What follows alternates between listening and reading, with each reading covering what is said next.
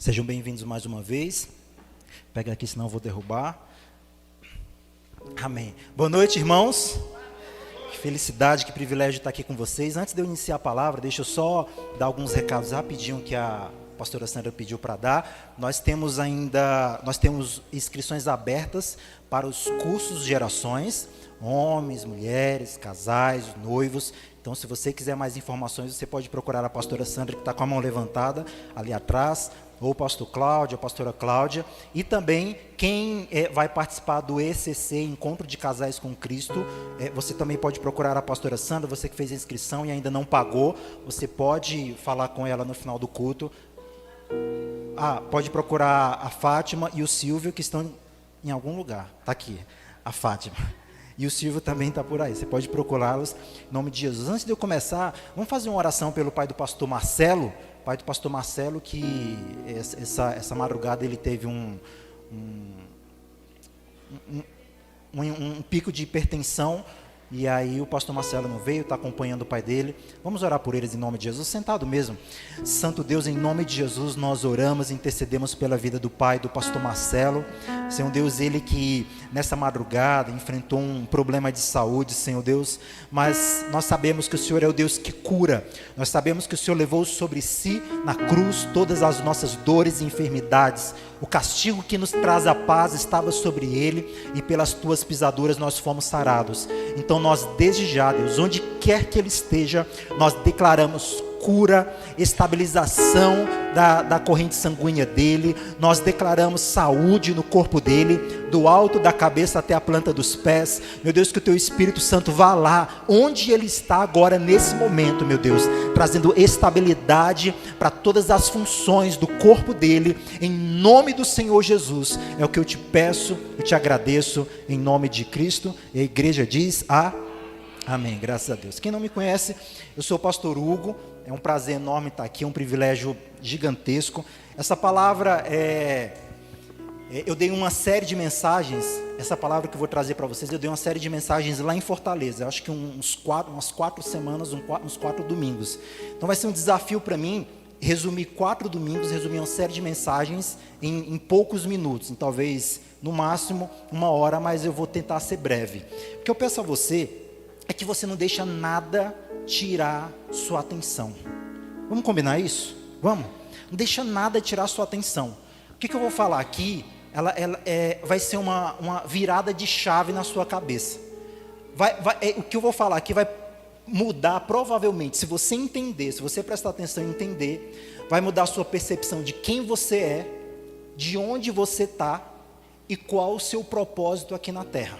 Vai mudar completamente. Amém? Abra sua Bíblia lá em Daniel capítulo 2. Livro de Daniel, capítulo 2. É para olhar e sorrir ou não? É só para olhar para a Bíblia? Tá bom. Quando for para olhar, você me avisa. Daniel, capítulo 2.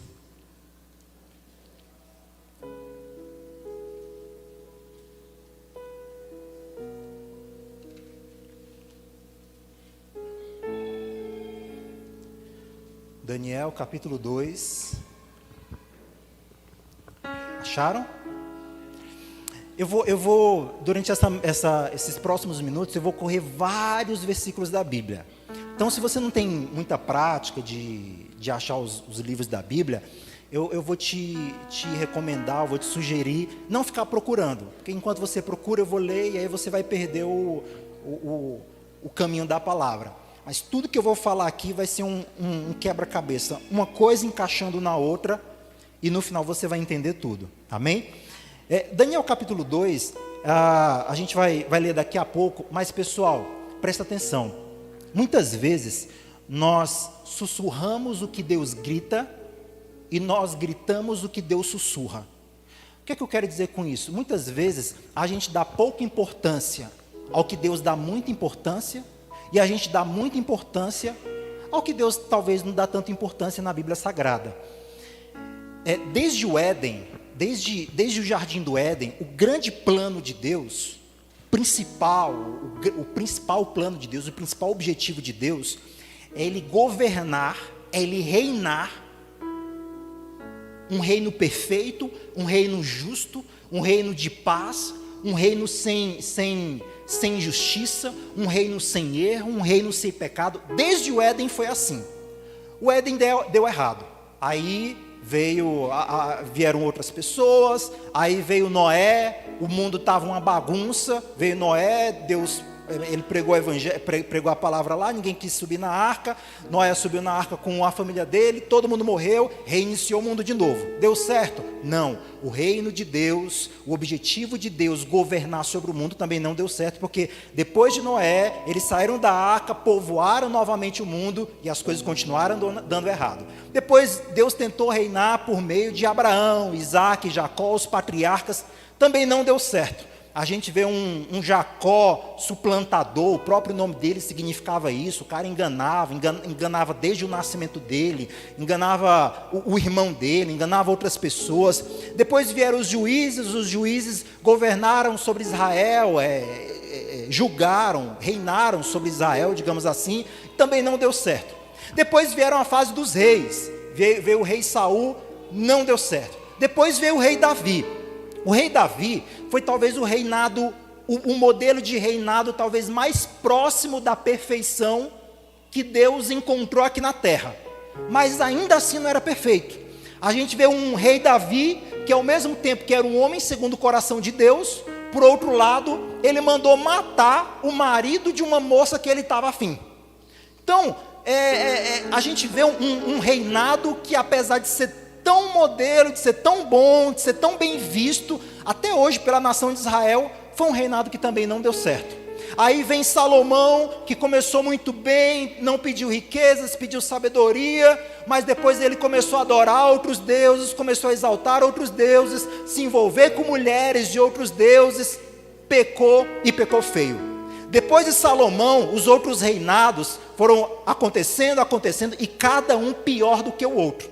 Por que eu estou falando isso aqui? O que eu estou querendo dizer é que desde o Éden até Jesus Cristo, a gente vê modelos de governo, modelos de reinado de Deus, a tentativa de modelos de reinado de Deus que não deram certo, porque eram dirigidos, tinham como sua prioridade o homem, e por isso nada deu certo. Desde o Antigo Testamento, diante do fracasso do homem de reinar sobre a terra, pelo nome de Deus, a gente vê no Antigo Testamento Deus prometendo um reino perfeito. A gente vê Deus prometendo um reino justo. A gente vê Deus prometendo um reino que não tem pecado nenhum, que não tem choro, que não tem tristeza, que não tem angústia, que não tem nada de errado. Um reino perfeito. Aqui em Daniel capítulo 2, versículo 17... versículo 44, perdão. Daniel capítulo 2, versículo 44, a Bíblia diz assim, Daniel 2, 44, a Bíblia diz o seguinte: mas nos dias desses reis, o Deus do céu levantará o quê? Um reino que jamais será destruído. Você pode repetir comigo? Um reino que jamais será abalado. E esse reino não passará a outro povo, esmiuçará e consumirá todos esses reinos, e será estabelecido até quando, pessoal? Será estabelecido para sempre. Esse reino ele é prometido aqui em Daniel, talvez nos últimos profetas da Bíblia Sagrada, e Deus ele vem prometendo esse reino inabalável, esse reino que jamais será destruído, esse reino que jamais será corrompido. Esse é o reino de Deus que a Bíblia promete aqui já no Antigo Testamento. Só, pessoal, que esse reino, eu falei agora de vários modelos de governo, modelo patriarcal, modelo de monarquia com os reis, modelo de juízes governando, e todos esses modelos, eles reinavam, acompanha comigo, todos esses reinos, eles governavam sobre uma região geográfica, reinavam sobre Israel.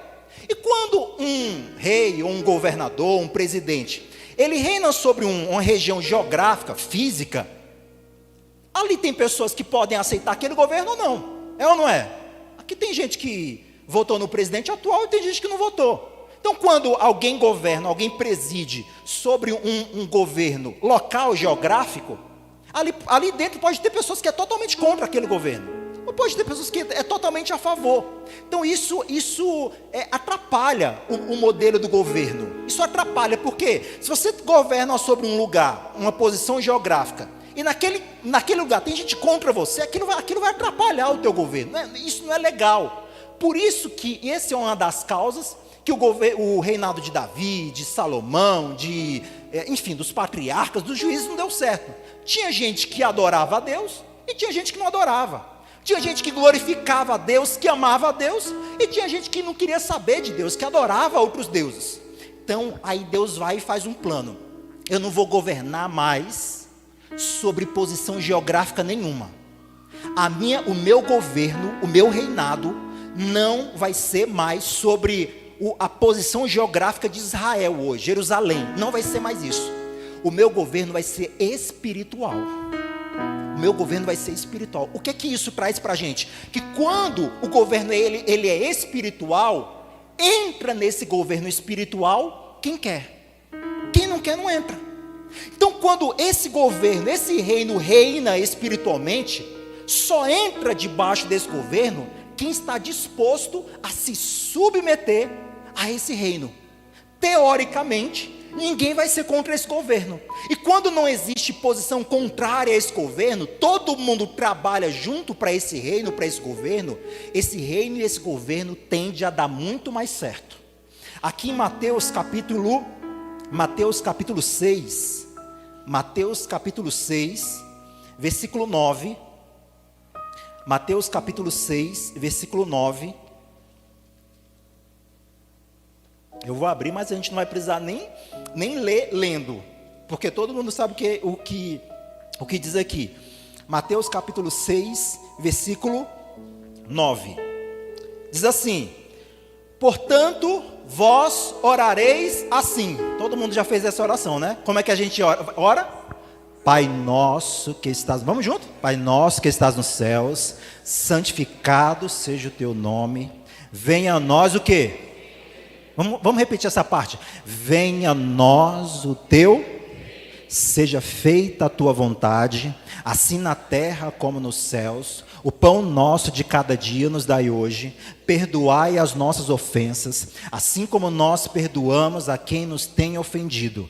Não nos deixeis cair em tentação, mas livra-nos do mal. Amém. Amém? Todo mundo já fez essa oração alguma vez ou milhares de vezes na vida. Nesse momento tem alguém fazendo essa oração agora, todo dia, toda hora, tem alguém fazendo essa oração no mundo. Essa talvez é a oração mais conhecida da história. O que eu estou querendo dizer com isso? Essa oração, Jesus ele disse assim, se tem uma oração que vocês têm que fazer, é desse jeito. Se vocês não souberem fazer oração nenhuma, vocês vão fazer esse modelo de oração. Como é? A primeira parte da oração, sempre, isso aqui serve de lição para você. Sempre que você orar, comece glorificando a Deus. Seja lá qual for o motivo da sua oração. Se vai orar pedindo uma cura, um milagre, qualquer coisa que seja. É o que ele nos ensinou aqui. Como é que começa a oração? Pai nosso que estás nos céus, santificado seja o teu nome. Pronto. Essa tem que ser a introdução de toda oração que você fizer. Você vai orar por cura. Deus, o teu nome seja glorificado, seja exaltado, seja santo. Deus, me cura. Você vai orar pela vida da sua esposa, do seu marido. Deus, que o teu nome seja glorificado, eu te exalto, eu te glorifico, eu te adoro.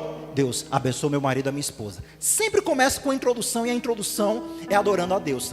E aí depois vem o primeiro pedido. Olha aí, olha o que eu estou falando aqui, o que eu falei no começo. Muitas vezes a gente sussurra o que Deus grita, e a gente grita o que Deus sussurra. Ele falou aqui, qual é o primeiro pedido que a gente tem que fazer após a introdução, que é adorar a Deus? Venha o quê? Venha o teu reino. A gente não é para pedir comida. A primeira coisa, a principal coisa que você tem que pedir na sua vida, a principal é: venha o teu reino. Esse é o tema dessa mensagem. Venha o teu reino. Vamos falar juntos? Venha o teu reino. Mais uma vez, venha o teu Reino. Você já falou isso milhares de vezes na sua vida. Sem dúvidas você orou isso milhares de vezes na sua vida, mas você não sabia o que estava falando, ou não sabe o significado do que você estava falando. E aí eu vou falar para você agora. Desde Daniel, desde o Antigo Testamento, Deus ele vem profetizando um reino justo, um reino perfeito, um reino glorioso, onde não há lágrimas, onde não há sofrimentos, onde não há tristeza, onde não há dor. Aí vem Jesus Cristo, e olha só, essa palavra reino de Deus, ela tem mais de 130 vezes no Novo Testamento. Reino de Deus é o tema, escuta isso que eu vou falar. Reino de Deus é o tema central da mensagem de Jesus.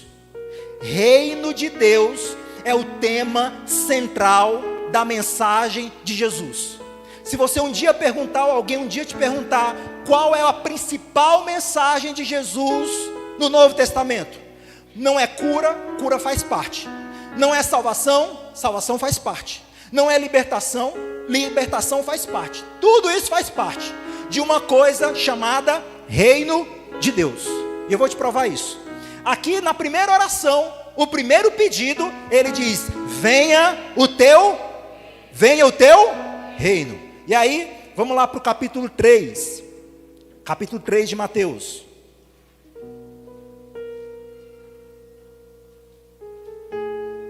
Capítulo 3 de Mateus. Versículo 2. Vamos ler o versículo 1. Mateus 3:1 diz assim: e naqueles dias apareceu João Batista pregando no deserto da Judeia e dizendo: arrependei-vos, porque é chegado o quê? O reino dos céus. Reino dos céus e reino de Deus é a mesma coisa, tá? Reino dos céus e reino de Deus é a mesma coisa. Então, naqueles dias apareceu João Batista. Jesus disse que João Batista foi o homem mais importante que pisou nessa terra. Vai acompanhando comigo. Olha a importância do tema reino de Deus para a nossa vida.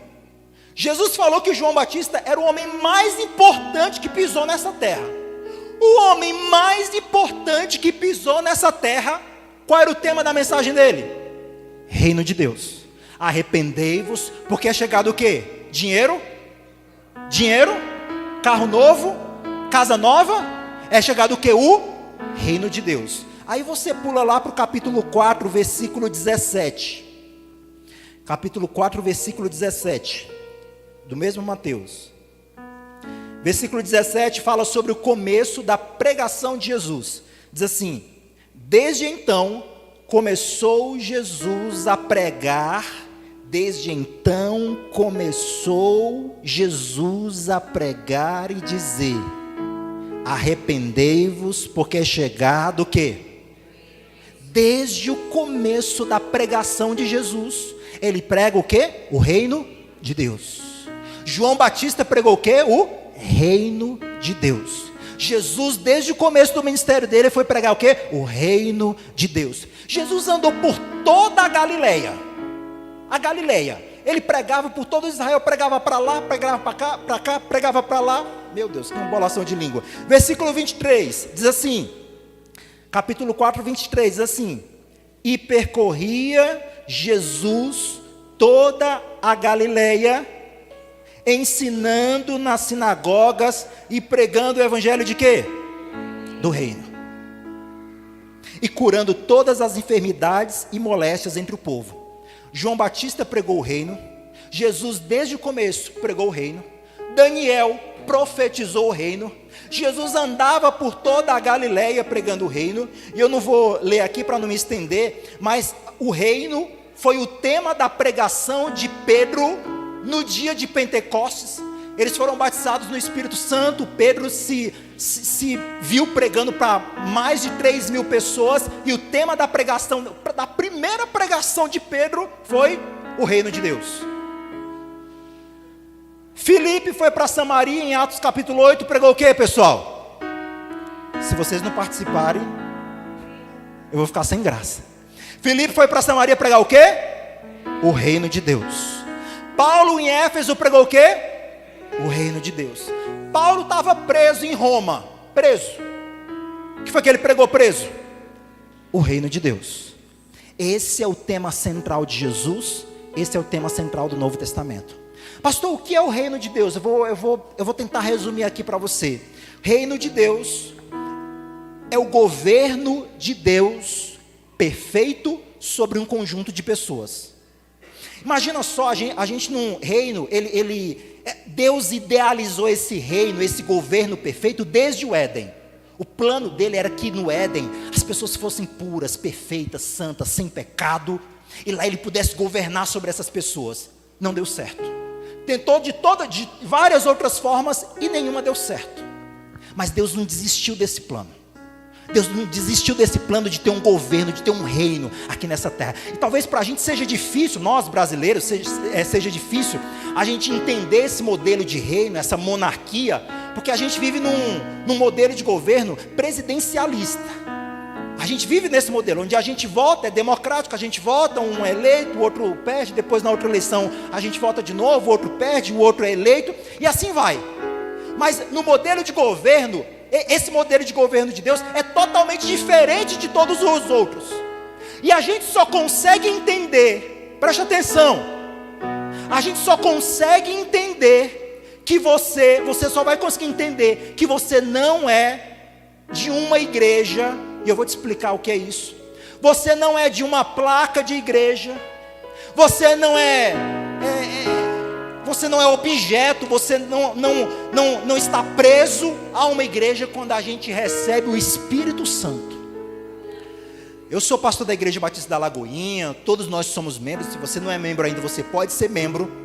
Mas o que eu quero dizer, eu quero tirar a tua visão, a tua mentalidade do micro. E esse micro aqui, ele faz parte do reino de Deus.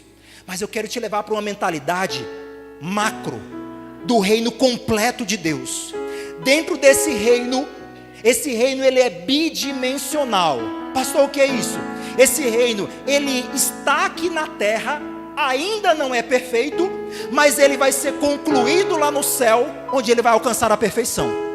Nós estamos lutando por isso. Nós estamos trabalhando, é por isso que a gente está aqui. A gente está aqui como igreja, como cristãos, como pastores, como discípulos de Cristo. Nós estamos trabalhando no reino, nos esforçando pelo reino, contribuindo pelo reino, adorando o rei do reino. Mas esse reino aqui na terra, ele ainda não é perfeito. Ele existe, ele está entre nós, mas ele ainda não é perfeito, porque é uma construção, ele é bidimensional, terra e céu. Ele está sendo construído aqui na terra. Por isso que Jesus falou em João capítulo 14, ele falou assim: eu vou preparar lugar. Então Jesus está lá preparando o lugar. Enquanto Jesus está preparando a minha morada e a sua morada lá nos céus, a gente está trabalhando pelo reino aqui na terra. Vocês estão comigo, pessoal? Vocês estão me entendendo? A gente está trabalhando por esse reino aqui na terra. Aqui na terra, esse reino ele não vai encontrar perfeição, porque esse mundo ele é corrupto. Nós temos os nossos erros, os nossos pecados, mas nós estamos construindo para quando a trombeta tocar e Jesus chamar os filhos dele, os servos dele, os santos, os homens e as mulheres de Deus, aqueles que não se mancharam com o pecado do mundo, aqueles que não se mancharam com a lama do pecado. Quando Jesus chamar e nós entrarmos por aqueles portais, entrarmos na glória de Deus, esse reino vai encontrar a perfeição. Esse reino vai encontrar a perfeição. Esse é o nosso objetivo. Pastor, como é que eu faço para entender esse reino? Atos capítulo 1. Atos capítulo 1.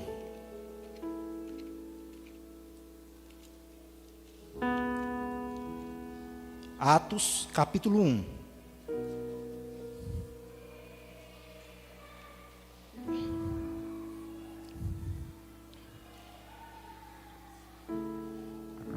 Atos capítulo 1.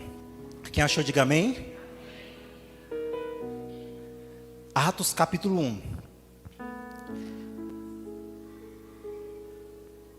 Eu falei aqui que o reino, e a partir de hoje eu quero que você entenda que você é membro de uma igreja, que você faz parte de uma igreja, nós também, todos nós.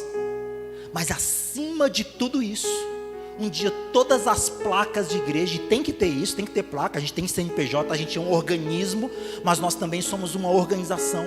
Mas um dia todas as placas vão cair e se juntarão crentes e homens de Deus, mulheres de Deus, do mundo todo, desde o primeiro convertido até o último. A gente vai se juntar e tudo aquilo não vai ter placa nenhuma, vai ser o reino de Deus perfeito e pleno. Mas a gente só, apesar de Jesus ter pregado reino de Deus em Mateus, reino de Deus em Marcos, reino de Deus em Lucas, reino de Deus em João, reino, João Batista pregou, Jesus pregou no início do ministério dele, Jesus pregou ao redor da Galileia toda, Jesus, o pastor Saulo falou aqui, pregou agora há pouco, eu acho lindo como o Espírito Santo ele faz a coisa, que foi até a irmã Lourdes que falou, quando a gente chegar no reino de Deus, reino, Jesus passou 3 anos e meio com os discípulos. Imagina só, você 3 anos e meio é quase uma faculdade. Eu passei quase 10 anos na minha faculdade para terminar, mas terminei. 3 anos e meio com Jesus. Todo dia Jesus falava, reino de Deus, reino. Pensa comigo, vai entrando comigo na história. 3 anos e meio. Reino de Deus. Todo dia. Segunda, Jesus falava, reino de Deus, para os discípulos. Terça, Jesus falava para o discípulo o quê? Reino de Deus. No sábado, Jesus falava o quê para os discípulos? Reino de Deus. Apesar de Jesus passar 3 anos e meio falando a mesma coisa, o tema central dele, os discípulos não entenderam isso. Olha aqui, Atos capítulo 1, versículo 3, diz assim, ó. Atos 1, 3 diz assim, ó. Aos quais também, depois de ter padecido, se apresentou vivo com muitas e infalíveis provas, sendo visto por eles por espaço de 40 dias e falando do que respeita o quê? Pastor, isso está sendo muito repetitivo. Foi o tema de Jesus. Jesus passou 3 anos e meio pregando. Se liga. Jesus passou 3 anos e meio pregando. Jesus morreu. Foi pregado na cruz. Morreu. Ressuscitou. Apareceu para os discípulos 40 dias. Depois que Jesus morreu, ressuscitou e apareceu para os discípulos 40 dias, o que foi que Jesus pregou para eles? Reino de Deus. Será que isso não é importante não, pessoal? Por que muitas vezes a gente fala tão pouco sobre isso? Por que às vezes a gente dá tão pouca importância sobre esse tema? Jesus pregou vivo, Jesus pregou depois que ressuscitou. Pregava sobre o reino de Deus, mas os discípulos não entenderam. Versículo 6 diz assim, ó. Versículo 6.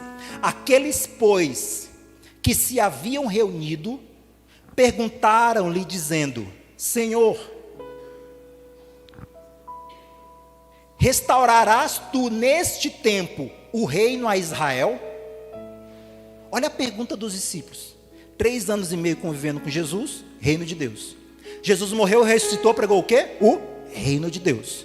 Aí os discípulos, Israel naquela época, estava subjugado a Roma. Israel, o Império Romano era um império poderosíssimo, que subjugava, que massacrava, que oprimia Israel.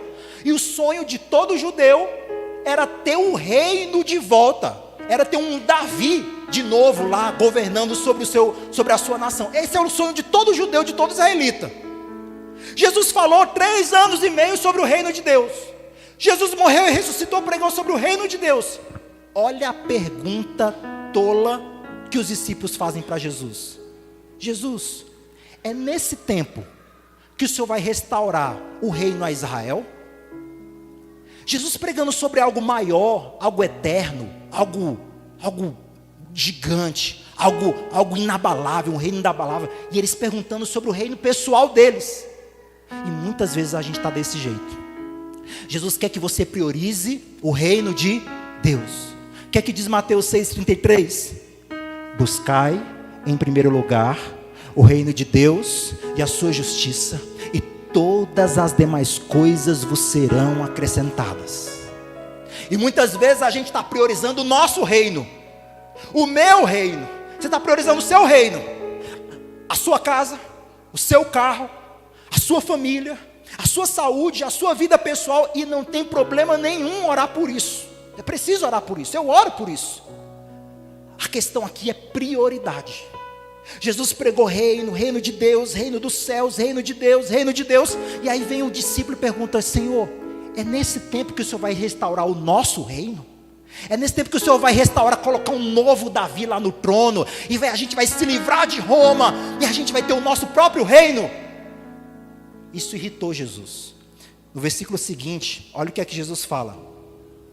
E disse-lhe Jesus, versículo 7, e disse-lhe Jesus: não vos pertence saber os tempos e estações que o Pai Celestial estabeleceu pelo seu próprio poder. Versículo 8, mas recebereis poder ao descer sobre vós o Espírito Santo, e ser-me-eis testemunhas em Jerusalém, como em toda a Judéia e Samaria, e até aos confins da terra. O discípulo vai e pergunta: Jesus, é nesse tempo que o Senhor vai restaurar o meu reino? É nesse tempo que a gente vai bombar, que a gente vai ser o cara mesmo, que a gente vai dominar sobre tudo? É nesse tempo, Jesus? Não é nada. Jesus falou assim: não é sobre isso. Não vos pertence, não vos compete saber os tempos e as estações que o Pai reservou para Ele. Mas uma coisa importa. O que é importante para Jesus? Vocês receberão poder ao descer sobre vocês o Espírito Santo. Vocês receberão poder ao descer sobre vocês o Espírito Santo. Não é sobre o nosso reino, não é sobre a nossa vida pessoal, não é sobre o nosso dia a dia, não é sobre as nossas coisas pessoais. E isso é importante, mas é secundário. O mais importante que você pode ter, lutar, receber, pedir sobre a sua vida é o reino de Deus. Venha o teu reino, venha o teu reino, venha o teu reino, venha o teu reino. Venha o teu governo na minha vida, Deus. Venha o teu domínio sobre a minha vida, Deus. Venha a tua influência na minha vida, Deus. Venha a influência, as características do céu aqui na terra na minha vida, Deus. Pastor, e quando eu oro, venha o teu reino, o que é que eu estou pedindo? Eu estou pedindo para Deus colocar um trono na minha sala, na minha casa, e sentar lá e colocar uma coroa? É isso que eu estou pedindo? Eu vou te dizer, quando você diz assim, venha o teu reino, você, a partir de hoje, quando você orar, venha o teu reino, ou quando você pedir, ou quando você fizer essa oração, venha o teu reino, você vai entender o que é que você está pedindo. Vou te explicar aqui o que é que você está pedindo quando você fala, venha o teu reino. Vou te explicar. Romanos capítulo 14.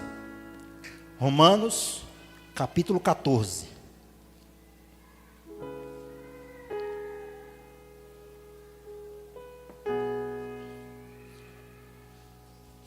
Romanos capítulo 14. Antes, deixa eu só falar um pouquinho mais sobre quando Jesus falou, recebereis poder ao descer sobre vós o Espírito Santo. Quando Jesus falou isso, a gente viu uma pergunta dos discípulos que eles não estavam entendendo, apesar de Jesus ter falado 3 anos e meio sobre o reino, eles não entenderam. E quando o Espírito Santo desceu sobre os discípulos, me acompanha aqui. Quando o Espírito Santo desceu sobre os discípulos no dia de Pentecostes, Pedro, os discípulos, eles pararam completamente de pensar, de idealizar, de imaginar o reino de Israel e entenderam o reino de Deus, porque eles foram cheios do Espírito Santo. E aí, meu irmão, isso me lembra quando Jesus fala que o Espírito Santo ele vai te ensinar todas as coisas. Tem coisa que você não entende hoje. Tem coisa que você não entende hoje. E você só entende quando você recebe o Espírito Santo. Até que os discípulos receberam o Espírito Santo, eles não entenderam a importância do reino de Deus. Até que eles foram cheios do Espírito Santo, eles não entenderam a importância do reino de Deus. Poucos dias depois de Jesus ter dito isso, e recebereis poder ao descer sobre vós o Espírito Santo, poucos dias depois, Pedro pregou e 3.000 pessoas se converteram, porque Pedro pregou o reino de Deus. Meu irmão, tem coisas que você não entende hoje na sua vida. Tem coisa que você dá importância hoje na sua vida que você não deveria dar. E tem coisa que você não dá importância que você deveria dar. Tem coisa que você não entende na sua vida que está acontecendo. Na sua vida espiritual, na sua vida financeira, na sua vida conjugal, na sua saúde mental, na sua vida profissional, dentro de você, tem coisas que você não entende. E a gente só consegue encaixar as peças da nossa vida quando a gente tem orientação do Espírito Santo. Pastor, então o que é que eu faço? Pede. Espírito Santo, me ajuda. Me dá sabedoria para entender. O que esse homem está pregando aí? Ele está pregando sobre o reino, sobre o reino, sobre o reino, mas eu não estou entendendo o que é reino. Espírito Santo, me ajuda. Me enche da tua presença. Eu quero entender a importância. Eu quero valorizar aquilo que o Senhor valoriza. Eu quero dar importância. Eu quero gritar aquilo que o Senhor grita. Eu quero dar a devida importância àquilo que o Senhor está dando importância. Meu irmão, eu tenho certeza que nas suas dúvidas, nas suas indagações, na sua limitação de entender a sua fase da vida hoje, de entender o seu momento de vida hoje, de entender a situação de vida que você está hoje, se você pedir, o Espírito Santo vai esclarecer tudo para você. Ele não vai te deixar em dúvidas. Você pode pedir orientação a qualquer pastor aqui, a gente vai te orientar na palavra. Mas o Espírito Santo, em 1 milésimo de segundo, ele toca no teu coração e ele não precisa passar horas conversando contigo para te fazer entender tudo, não. Em 1 milésimo de segundo, ele toca no teu coração e tudo fica esclarecido. Você entende tudo. Você entende por que você está passando o que está passando. Você entende por que as lutas, o porquê das lutas que você está enfrentando. Você entende o porquê das limitações que você está vivendo hoje. E você entende como passar dessa fase. Ele te dá força para passar pela tempestade. Ele te dá sabedoria para tomar as melhores decisões. Ele te dá direção para seguir o melhor caminho. O Espírito Santo vai te fazer entender tudo aquilo que você hoje não entende. Ele vai te fazer entender. E pedindo esse reino aqui em Romanos capítulo 14. Pastor, quais são as características do reino de Deus? Romanos 14, 17. Romanos 14, 17. Diz assim: porque o reino de Deus... Vamos ler junto, pessoal? 1, 2 e 3. Porque o reino de Deus não é e nem bebida. O que é que o reino de Deus é? Justiça, paz e alegria no Espírito Santo. Então a gente sabe de uma coisa, que o reino de Deus ele não é comida e nem bebida. Ele não é nada material. Isso aqui, essa parede, esse prédio não é o reino de Deus. Isso aqui é uma organização que nós nos organizamos como Igreja Batista da Lagoinha. Mas isso aqui, essa parede, nada material é o reino de Deus. Não é comida e nem bebida. O que ele está dizendo? Não é nada material. O reino de Deus não consiste em coisas materiais. Mas o reino de Deus é o quê? Justiça, paz e alegria no Espírito Santo. Segura aí, deixa marcada essa passagem. Vai lá para Lucas capítulo 17. Lucas 17. Deixa marcado aí. Romanos 14. Vai lá para Lucas. Se você não quiser abrir, pode deixar que eu leio para você. Lucas 17.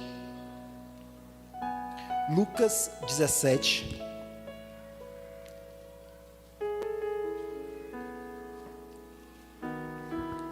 Lucas 17, versículo 20. Lucas 17, versículo 20.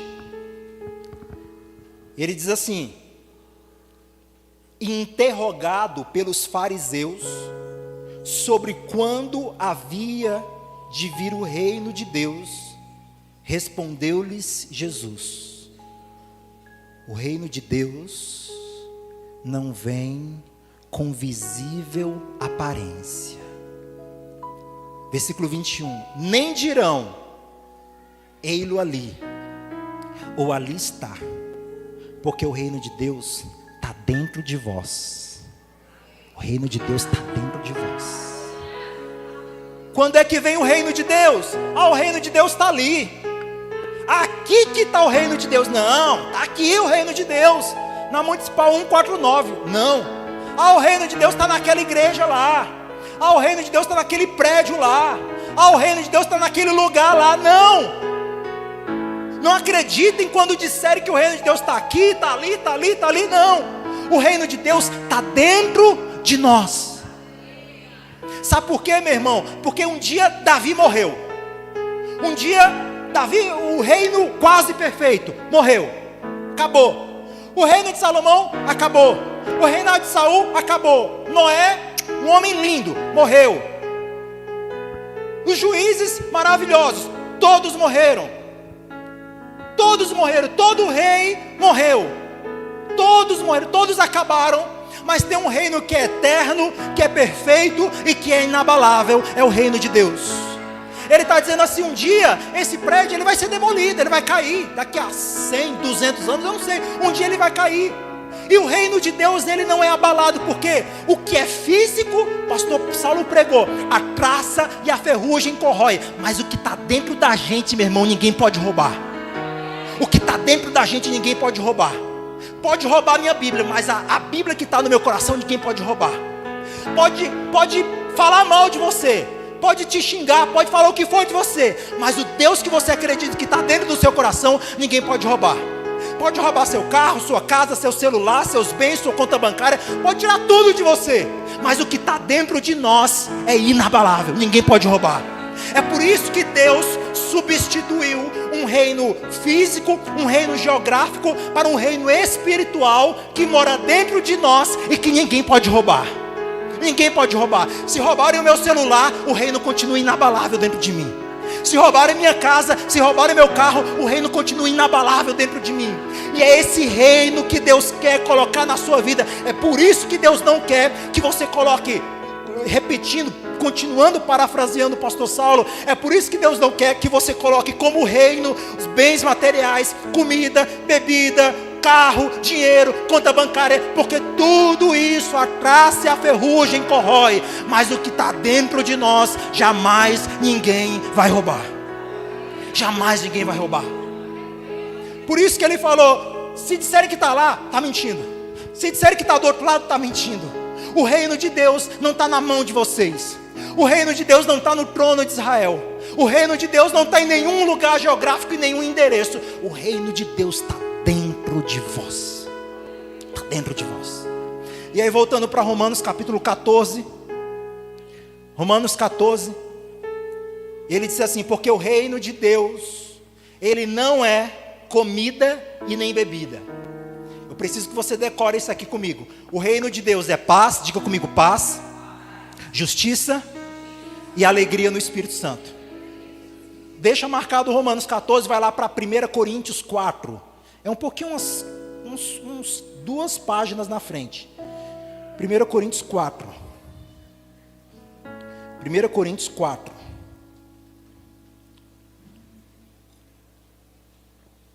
1 Coríntios 4.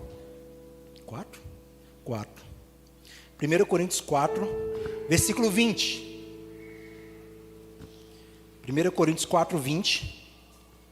Diz assim, porque o reino de Deus não consiste em palavras, mas em poder. Algumas Bíblias têm virtude. Eu vou chamar de poder. Na minha Bíblia tem poder, então é a mesma coisa. O reino de Deus não consiste em palavras. O reino de Deus é poder. Romanos ele disse, o reino de Deus é, vamos falar comigo? Justiça, paz e alegria no Espírito Santo. 3 coisas. Em 1 Coríntios ele fala que o reino de Deus é o que? Poder. Vamos falar junto? Justiça, paz, alegria no Espírito Santo e poder. Mais uma vez, justiça, paz, alegria no Espírito Santo e o poder. Mais uma vez, para nunca mais esquecer. Justiça, paz, alegria no Espírito Santo e poder.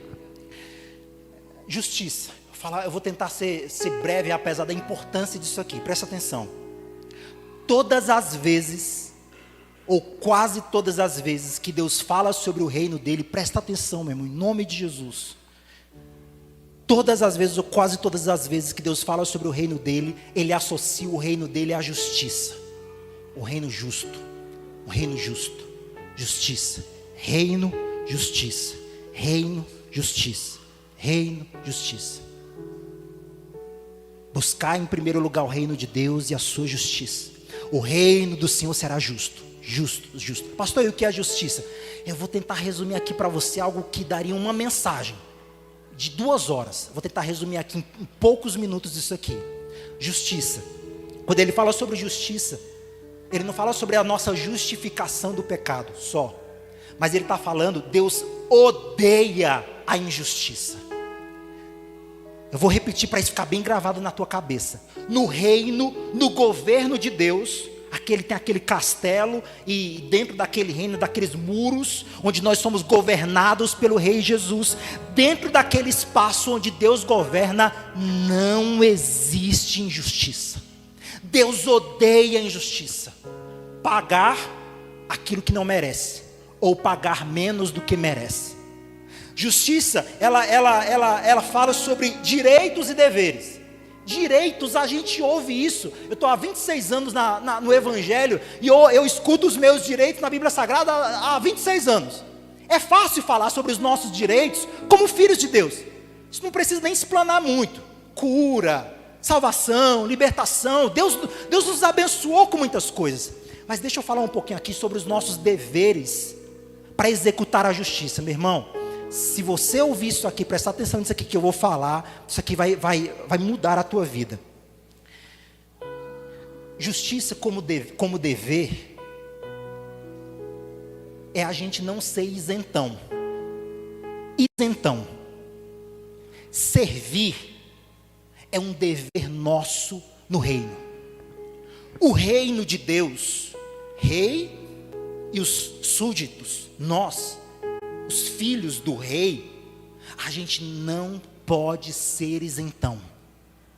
Não existe espaço no reino para quem não quer servir. No reino todo mundo tem que colaborar. O reino é colaborativo. Nesse reino, e eu não falo de todo mundo ser pastor não, eu não falo de todo mundo ser diácono não, eu não falo de todo mundo ser um líder de célula não, mas você precisa encontrar na Bíblia Sagrada, no Espírito Santo e em orientação pastoral, onde e como, de que maneira você vai servir nesse reino. O que não pode acontecer é você ser o isentão, ficar de buenas, só vir para a igreja, assistir o culto e voltar para casa e achar que está tudo bem. O reino de Deus, ele é colaborativo, ele é como uma engrenagem. No reino de Deus, se todo mundo trabalha, se todo mundo se ajuda, se todo mundo se esforça, esse reino, ele vai ser um reino poderoso, ele vai ser um reino que vai avançar. E o objetivo de Deus aqui na terra é que esse reino avance. Se eu trabalhar, eu trabalho. Ah, pastor, mas eu pensava que servir era uma obrigação, ou era só algo de pastor. Não, você está enganado. Você pode vir na igreja e assistir culto sentado 20 anos da sua vida, mas você está servindo em alguma área, você está servindo de alguma forma. Eu não estou falando que é só assistir culto, a pessoa não está servindo, não. Tem centenas de áreas, centenas de maneiras de você contribuir para esse reino. O que você não pode é ficar sem contribuir, sem colaborar para o avanço desse reino. É como uma engrenagem. Eu faço minha parte, a Lourdes faz a parte dela, a Fátima faz a parte dela, o Silvio faz a parte dela, o Tiago faz a parte dele, cada um vai fazendo a sua parte, e esse reino vai avançando, esse reino vai crescendo, esse reino vai melhorando, esse reino vai avançando, esse reino vai expandindo. No reino de Deus não tem espaço para eu. Sabe por quê, meu irmão? O objetivo de Deus, lá no Antigo Testamento, Deus falou assim, que não haja, Deus falou para Israel, que não haja um pobre sequer no meio de vós. Não é para haver um pobre sequer no meio de nós. Sabe como é que é a nossa mentalidade de escravo? A gente pensa, eu adquiri um conhecimento, eu vou ficar com esse conhecimento, e eu não vou repartir esse conhecimento com meu irmão, senão ele pode ganhar dinheiro e pode passar por cima de mim. Essa é a mentalidade do Egito. Agora, se você ler um livro chamado A Mentalidade do Judeu, até te indico isso. Lê o livro A Mentalidade do Judeu. A mentalidade judeu formada por Deus desde o Antigo Testamento se a gente tem uma comunidade de judeus e tem um judeu que está pobre, ou está passando dificuldade, ou empobreceu, todo mundo vai trabalhar para dar uma oportunidade para esse judeu crescer, prosperar, porque Deus não quer que haja um pobre sequer no meio do povo de Deus. Isso eu estou falando da história de Israel, da história do povo de Deus de forma física, mas isso serve para o reino de Deus. Isso serve para o reino de Deus. Todo mundo tem que contribuir. Esse reino não é seu, esse reino não é meu, esse reino é nosso.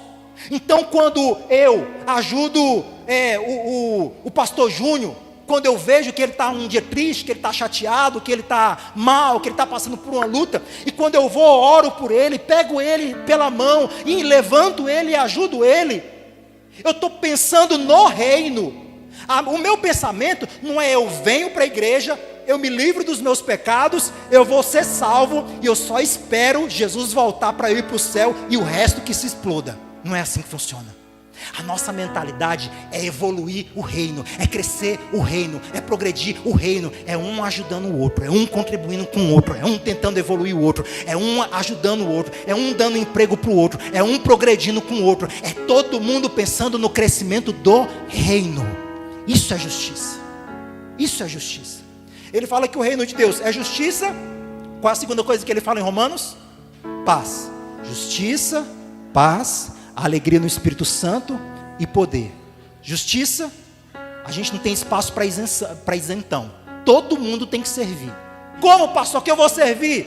Ore a Deus, pergunte ao Espírito Santo, peça a orientação do seu pastor, mas ele vai te dar uma maneira de você servir. O que não dá é você passar a vida toda de crente numa boa, na lagoa, e chegar lá no céu. Jesus morreu na cruz, Pedro morreu de cabeça para baixo na cruz, Paulo foi sacrificado, mártires sacrificados, homens de Deus mortos, uns trabalharam, jejuaram, batalharam, foram mortos no Coliseu, outros foram decapitados, outros foram estrangulados, servindo o reino, e eu que não fiz nada, pastor, estou aqui de boa, Deus, estou aqui de boa, me converti, aceitei Jesus, assisti todos os cultos, e agora eu quero entrar no céu. Não dá, meu irmão. Todo mundo tem que contribuir de alguma maneira para esse reino. Deus, Jesus, ele estava na frente de uma prostituta. Ele amaldiçoou a prostituta? Não. Jesus estava na frente de uma mulher adúltera. Ele amaldiçoou a mulher adúltera? Não. Ele estava na frente de um bandido, Zaqueu. Ele amaldiçoou aquele Zaqueu? Não. Jesus nunca amaldiçoou ninguém. Qual foi a única coisa que Jesus amaldiçoou na Bíblia Sagrada? A figueira infrutífera. A única coisa que Jesus amaldiçoou. Aquilo que não dá frutos. Jesus deu talentos na parábola dos talentos. Jesus deu chamado, deu uma oportunidade. E chamado para o reino todo mundo tem. Todo mundo tem. E o que você faz ou não faz com esse chamado que Deus te deu é o que vai definir quem você é diante de Deus. Justiça, paz. Paz na Bíblia Sagrada, em hebraico você sabe o que significa, né? Como é paz em hebraico? Shalom. Shalom significa nada quebrado, nada faltando e nada fora do lugar. Nada quebrado, nada faltando, nada fora do lugar. Vamos repetir? Nada quebrado, nada faltando e nada fora do lugar. Mais uma vez, nada quebrado, nada faltando e nada fora do lugar. Isso é paz na Bíblia Sagrada. Quando ele fala de paz, quando você está mal com Deus, tem alguma coisa fora do lugar. Tem quando a pessoa está deslocada? Tem quando a pessoa tá mal com o marido, brigou com o marido, traiu, sei lá, com a esposa. Tem alguma coisa quebrada. Tem alguma coisa fora do lugar. Quando a pessoa está com algum problema no trabalho, trapaceou o chefe, tem alguma coisa fora do lugar. E a paz que ele diz que o reino dele dá, que o reino dele é nada quebrado, nada faltando, nada fora do lugar. É você ter aquela paz no coração, de você poder olhar no olho do seu irmão e saber que não tem nada errado entre você e ele. Sabe quando você está devendo o perdão para alguém? Ou quando você está devendo o pedido de perdão para alguém? Se você passar por aquela pessoa na rua que você brigou, que você teve um problema com ela, você passa com ela, você olha torto, olha ela torto, às vezes até atravessa a rua para não encontrar com ela, é falta de paz. Tem alguma coisa quebrada, tem alguma coisa faltando, ou tem alguma coisa fora do lugar. Se você está precisando perdoar alguém, está faltando paz na sua vida, porque tem alguma coisa fora do lugar. Se você está precisando pedir perdão a alguém, tem alguma coisa quebrado, alguma coisa faltando, alguma coisa fora do lugar. Você está precisando perdoar alguém. Paz. Nada quebrado, nada faltando e nada fora. A plenitude da pessoa. A pessoa plena. Estou bem com Deus, estou bem com a minha família, estou bem com o meu próximo, estou bem no meu trabalho, nas minhas relações. Nada quebrado, nada faltando e nada fora do lugar. Justiça, paz, alegria no Espírito Santo. A sua alegria não está em bens materiais, não está na sua conta bancária. Minha conta bancária zerou. A alegria é no Espírito Santo.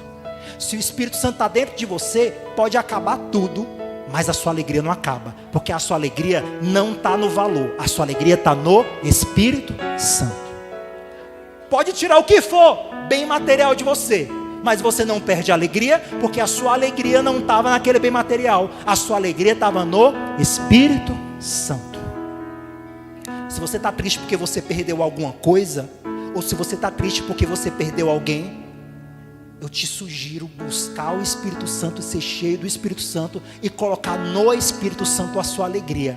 Porque quando você coloca no Espírito Santo a alegria, o Espírito Santo nunca vai sair da sua vida e você nunca vai perder a sua alegria. Nunca vai perder a sua alegria. Se você está triste e nós ficamos tristes, isso é normal. Mas quando a gente olha para Jesus e deposita nele a nossa alegria, nunca a gente vai perder a nossa alegria. Justiça, paz, alegria no Espírito Santo e poder. É esse poder que entra na tua vida. O poder que Jesus prometeu. E recebereis poder ao descer sobre vocês o Espírito Santo. Poder para curar, poder para libertar, poder para orar, poder para jejuar, poder para santificar, poder para orar e o negócio acontecer, poder para orar e as montanhas saírem do lugar, poder para milagres acontecerem, poder para coisas extraordinárias se manifestarem na sua vida. O poder não é privilégio de pastor nem de título, o poder é privilégio daquele que é filho de Deus e que é nascido de Deus. Todo que é nascido de Deus, seja o que está aqui no altar, ou que está na última cadeira, ou que está lá no estacionamento, esse poder é dado, esse poder enche, esse poder fortalece, esse poder renova, esse poder fortifica toda pessoa que tem o Espírito Santo. Justiça, paz, alegria no Espírito Santo e poder. Vamos para o final, senão o pastor Marcelo vai me ligar aqui reclamando. Colossenses capítulo 1. Colossenses capítulo 1. Para terminar, Colossenses capítulo 1.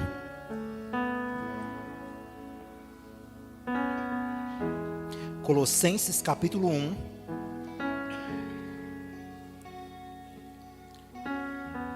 Última parte dessa mensagem, Colossenses capítulo 1. Versículo 13. Colossenses capítulo 1, versículo 13. Diz assim: Ele nos tirou do império das trevas e nos transportou para o reino do Filho do seu amor. Ele nos tirou do império das trevas e nos transportou para o reino do Filho do seu amor. Se você não ouviu nada do que eu falei aqui hoje, escute isso.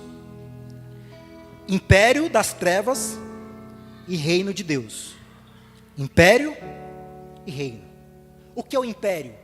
É o domínio déspota, é o domínio opressor de um governo sobre outros governos. No império não existe paz e amor. Nenhum imperador, nenhum império deseja dar tudo. e deseja o bem dos seus súditos, dos seus amados súditos. Todo império é opressor. Todo império rouba aquilo que é de outro reino. Todo império arranca aquilo que é de outro reino. Pertence a mim, mas o império que está sobre mim rouba. É essa a função do império. É assim que o império subsiste, roubando aquilo que é de outros reinos. E é isso, presta atenção em nome de Jesus Cristo. É isso que o império das trevas faz com a vida das pessoas. O diabo rouba, mata e destrói. O diabo vem senão para matar, roubar e destruir. Toda pessoa que não entregou a vida a Jesus, que não nasceu de novo, ele está sob o governo de um império.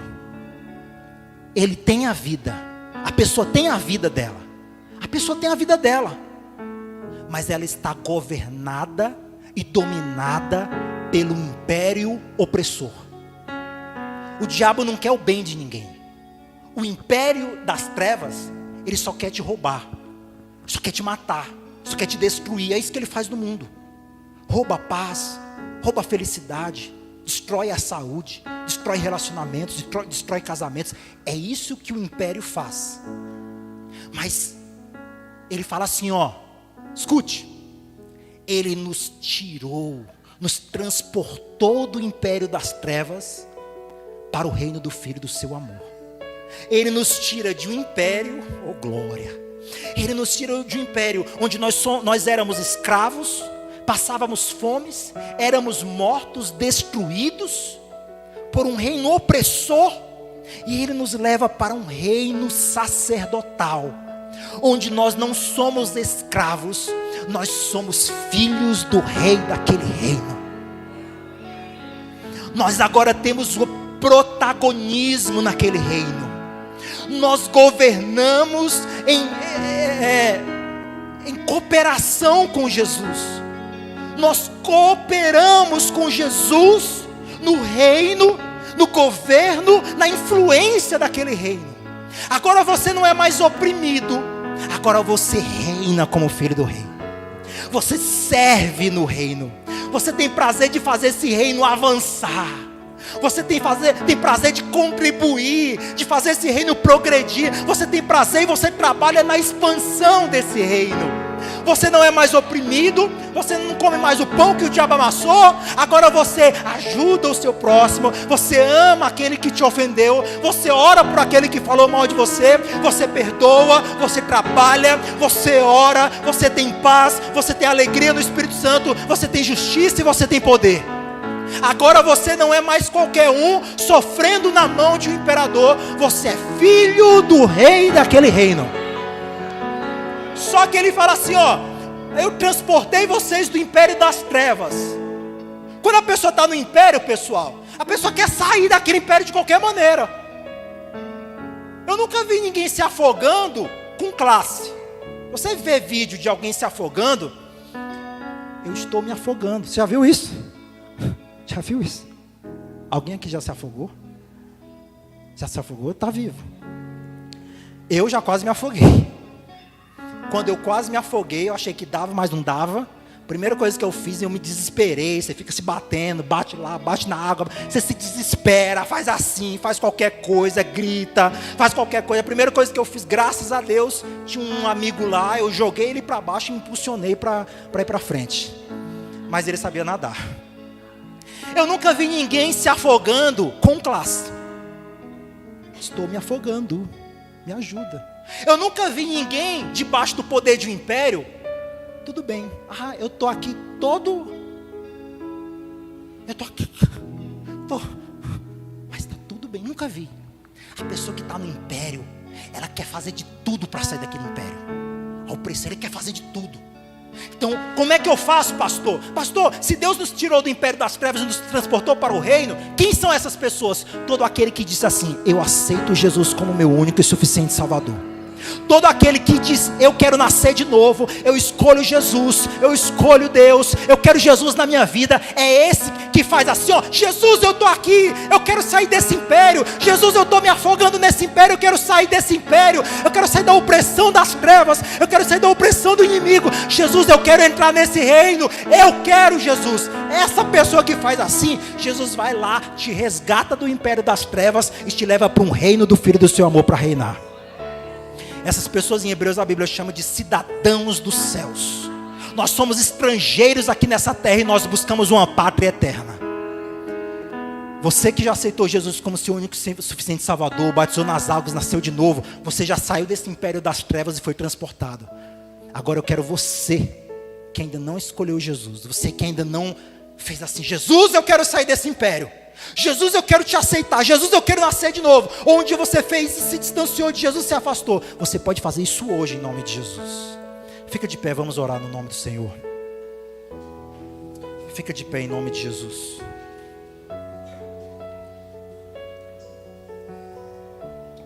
Feche seus olhos enquanto nós